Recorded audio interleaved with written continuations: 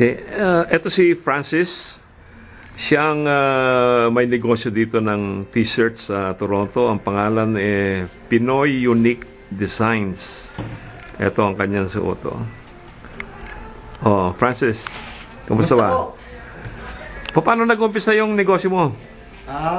Nag-umpisa to nung nawalan ako ng trabaho.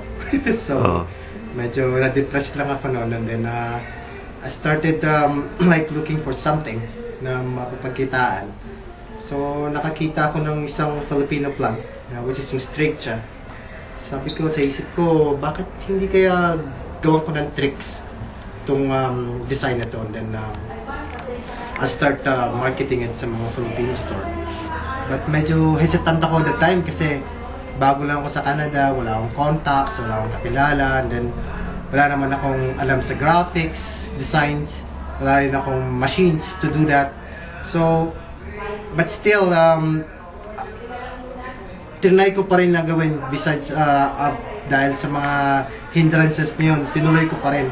Naghanap ako ng mga machines, inaaral ko yung mga softwares para ma-start ko yung design doon.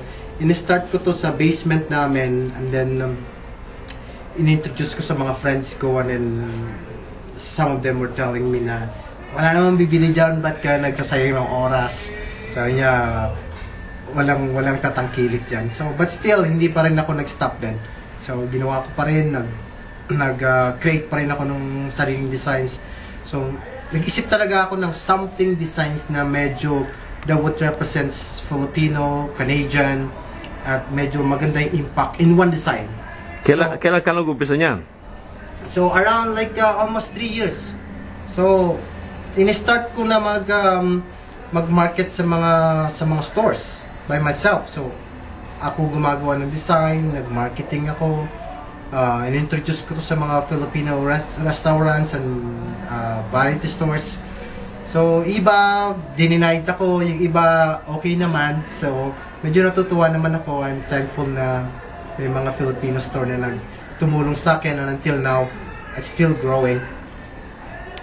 And, so, natutuwa naman ako na may mga Filipino pa palang gustong tumulong din sa akin na alam naman nila, startup lang ako. So I start from there, nag-minarket ko siya na kahit na consignment muna sa most of them, consignment ko siya kanila pinapagawa. And then, I come up with these designs na right now, I think I sold almost 5,000 pieces of this one, just for this design alone. And medyo, kung titingnan mo rito, marami pa akong mga designs na medyo sumikat rin sa Canada, and I'm still keep on doing designs every single week. So I have to create designs by myself. So para maiba naman yung ano mo sa market. So marami din kasi Filipino dito na gumagawa niyan. Pero they make designs out of the internet.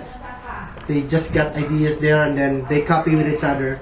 And then yun lang. So itong mga design na yan, mga idea mo lahat yan? Yep, lahat to nanggaling sa utak ko. So kahit natutulog ako, na naginip ako, I have to create designs. So there are times na 2 a.m. in the morning, I think this is the design where I created while natutulog ako, and then this comes up into my mind na gumising ako ng 2 o'clock para lang i-design to, baka makalimutan ko kinabukasan.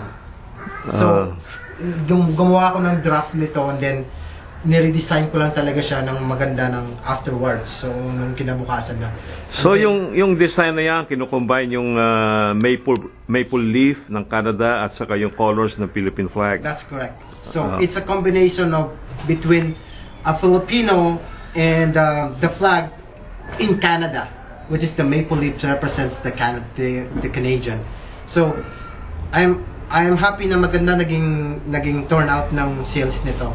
Ito yung pinaka sold out in every stores. So, ano yan?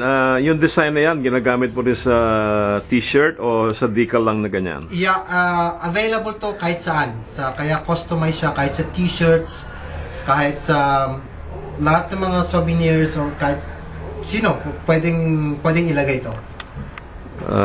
So, sa mga produkto mo, saan nakalagay yan? This one nakalagay sa took, just like this one here. Pakita mo. siya. Oh, wow. So, in-embroid ko siya, and then this one is yung pinaka-sticker. And I have this one as well, pero in-order lang online before sa t-shirts. Yung mga ganitong designs ko. So, ito talaga yung pinopromote yung designs. The rest na lang is parang may variety of na pagpipilian yung mga Filipino. Sometimes Filipinos are like, oh, ayoko niyan, iba naman. Kasi marami na ako nakikitang ganito.